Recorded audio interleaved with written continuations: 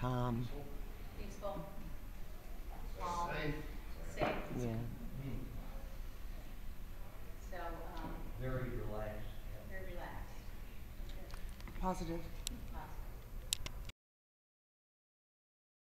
Thank you. We'll do a little bit more in a moment.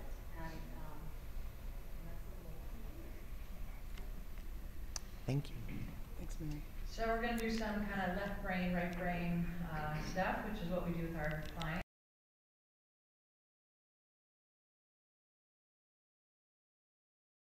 Long-term process. I know a lot of you are interventionists, and your definition of intervention is to get someone into treatment. Since we run a treatment center, we get them then, and the intervention has just begun. So we see intervention as the process of changing someone's life, you know, someone's behavior, and we see it as a very, you know, that the intervention that you have heard about at this conference and maybe that you're doing is, you know, we're just expanding that. We view intervention as a long-term process, including the actual intervention itself, which brings the client into treatment. In addition, the intervention continues with residential treatment, intensive outpatient treatment, aftercare, case management, individual therapy, you know, on and on. That the intervention is really just the beginning piece and a necessary piece, but we continue to intervene on the client in treatment day after day after day, and when they leave treatment, the intervention continues because you know, the ideal outcome is to have a new life, a changed life, a different paradigm and way of existing in the world. So the ideal outcome of an intervention is good health, healthy behavior, quality relationships. Behavior and thought modification takes time, resulting from sustained and intensive therapies on many levels. So that's what we do. When people get to treatment, again, it's just the beginning of the intervention. And as many of you know, the intervention process, which really the definition is changing the course that someone is going, changing the direction of their life path. And that sometimes takes years, you know, and sometimes takes relapse and more treatment and all that. So we understand that. Transformation is the goal of an intervention. It's to change the way that someone is living. And it's not about not drinking or not using or not overeating or not engaging in the particular behavior or set of behaviors that leads you to need an intervention. You know, we see that as the symptom, whatever behavior that is, whatever you're doing or whatever your clients are doing. We just see that as the top layer. And we go down and we go out to see, you know, why is that happening, and help to unravel the mystery of that. So we're going to focus on the affluent client.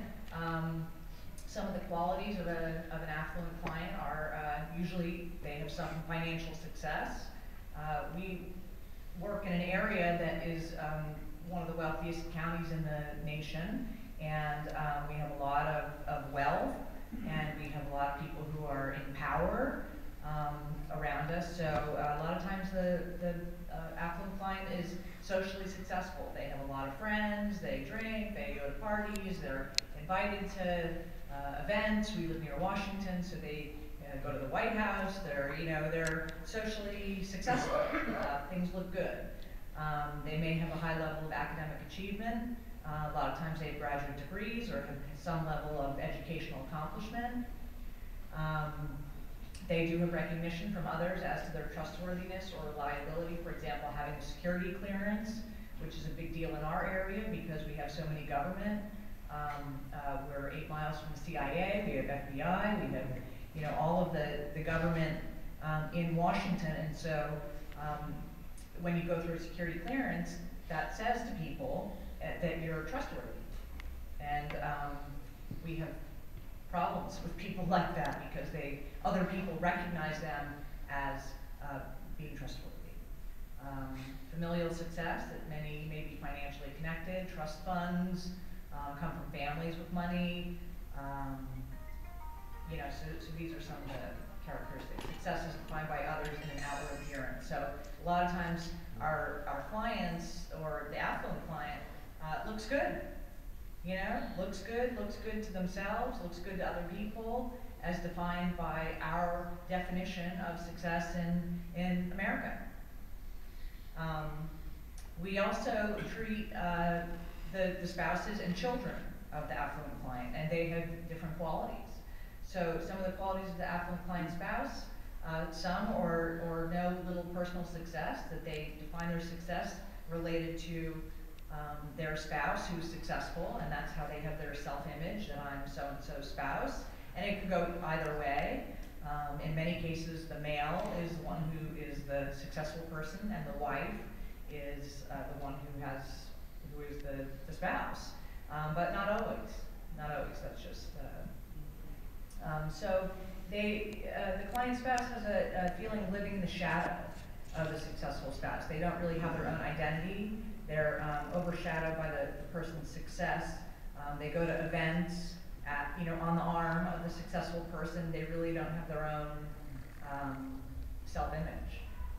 Feelings of unworthiness and shame, because they do somehow deeply know inside that their success, that they feel good, really is related to their spouse.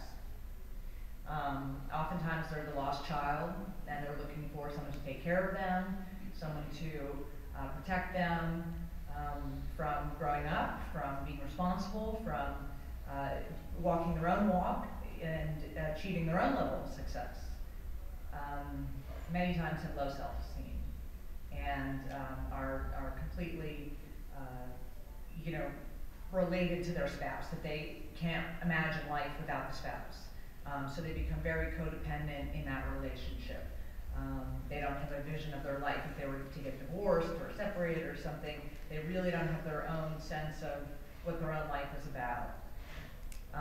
So they're dependent and codependent. Qualities of the affluent child. We treat adults 18 and over, if you consider 18 an adult. We get many 20-somethings, young 20-somethings, who come from affluent families who are mostly opioid dependent. And that's what we're seeing almost exclusively. So they're entitled, they have entitlement issues, all of you know that. And it just kind of goes on and on. Lack of their own direction. Their own identity is related to the parent's success, so they have enmeshment. My father is a captain, and so they relate that they're a captain's daughter.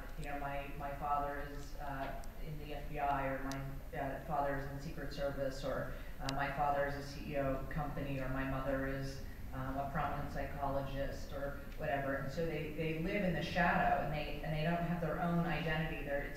It's enmeshed with the parent, because the parent is strong, and that's one of the characteristics of someone who is affluent. They obviously have drive, they have achievement, and so the child has a lack of identity, lack of personal identity. They're lazy. They procrastinate. They have no real motivation, because mom or dad or both, or family takes care of them. So they don't need to do anything, really. They don't need to clean the room. They don't need to go to school. They don't need to get a job necessarily. And these are all generalizations, just to kind of give you an idea of the differences of treating really the affluent family. And the different people have different characteristics, of course, and we deal with different issues related to them. There's lack of consequences. You don't clean your room, the maid will do it. You don't get a job, that's okay. You still have a place to live, you still have food. There's just a lack of consequences for children. And many times there are feelings of resentment and anger towards the parents, which cannot be expressed because they are dependent and codependent on the parents for financial and everything else. So there's a lack of expression of that anger, and it goes inward and they use. And they do, these 20-somethings that we see have a lack of meaning or purpose in life, and there's a high suicide rate for this age group and for this demographic, because of that, because they don't have their own sense of what my life is about, what's my life about, separate from my parents, separate from money, separate from this privilege that I've seen and experienced. So, Vanessa, yes. do we see a lot of hero children coming out of this affluent system also? I mean, a child that, you know, the perfect child, you know, that can do no wrong, they just, I mean, very pleasing. Do we still see a lot of that, or Absolutely. is it just? Yep. Yep, absolutely. Yep. Yeah, because I was wondering, as time goes on, we don't see a lot of that. Mhm. We see much more of what you described. Right. You know, as the irresponsible Mhm. scapegoat child, or, you know, than we do the The hero lost child. child, right. Yeah, Right. the lost child, yeah. Yeah, the heroes is usually the firstborn, and they're the achiever, they're the overachiever. And generally, they don't get caught up in dependency, at least at this age and stage of life, you know, this early 20 stage. You know, they're going for it. You know, they're in school, they're doing what they need to do. So that's the hero child more. So we don't see that. We do see that, but we see more of the other demographic that I described. So what do they need? You know, really, they do have different needs. A successful person has a different need than a spouse and a child with the affluent client. But you know, overall, they need to separate their identity from their success, which is a very, very difficult task, especially in Washington. You know, what we do in Washington is we work. And, you know, when you say, so, hi, how are you? What do you do? What do you do? You know, and I know it's different in other parts of the country, but that's what we do. We work, and our identity in Washington is, and successful people, is very much related to what we do. And you take that away, and there's nothing left. You know, they just don't know what else there is. So that's a very, very important component for us to strip away, and it's amazing how long that takes to do that. And we do that in many, many different ways. So yeah, understanding who you are without the job, without the house, the cars, the spouse. Who are you without those things? You know, who are you really? Who's the authentic person that you are? Is the question that we pose, and that we try to help them answer for themselves, and we do that in a number of ways that we're going to talk about. Family support and involvement, if possible, if healthy. Many times the affluent family, the whole family needs to be treated, as in non-affluent clients as well. The whole family needs to be treated because it's a sick system, very codependent, very enmeshed with the money. Really, the money is you know, the problem. Self-esteem comes from outside oneself. They need to focus on their inner self, oftentimes childhood issues of unworthiness and not measuring up. So that's what you're referring to, you know, the hero, the overachiever. Somehow they felt like they weren't enough, and so they had to prove themselves. They had to, you know, please their father, mother, whatever grandparent who said, you know, you're worthless. And so they have that underlying, deep-seated feeling of unworthiness, which is very difficult for them to recognize because of their outward success. So it's a peeling away, it's a stripping away process again. So what we try to do, what we feel like is necessary for them is for them to be seen and heard from a different part of themselves. You know, besides the job, besides their success, besides all that stuff, you know, what else is there? And we do a lot of art and creative expression because it takes away the intellect, which is the place that they live from. They live from their intellect, and so we do a lot of experiential work, which takes away that analytical part of themselves. And Mary will, you know, talk a little bit more about that later on, but that's a key part of dealing with the affluent client is they need to have experiential processes that help them to get in touch with their heart, to get in touch with their childhood, to get in touch with their authentic self.